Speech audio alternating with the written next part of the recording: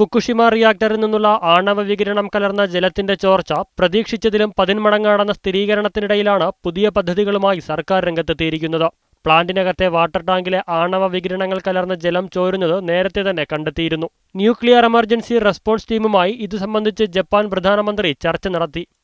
そういう中で、この高性能な除去設備の実現に470億程度の事業費が必要だろうというふうに考えておりまして、そこについては区が処置をすると。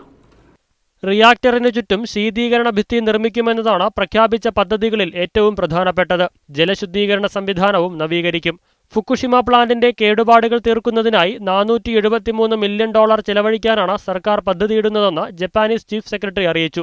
ഇതിൽ $211.36 മില്യൺ ബജറ്റിൽ വകയിരുത്തും. 2011 സുനാമിയാണ് ഫുക്കുഷിമ ആണവ റിയാക്ടറിന്റെ പ്രവർത്തനത്തെ ബാധിച്ചത്. കഴിഞ്ഞ മാസം പ്ലാന്റിനകത്തു നിന്നും റേഡിയോ ആക്റ്റീവ് വികിരണം കലർന്ന 300 ടൺ ജലം ചോർന്നെന്ന് അധികൃതർ സ്ഥിരീകരിച്ചിരുന്നു. News desk, media 1.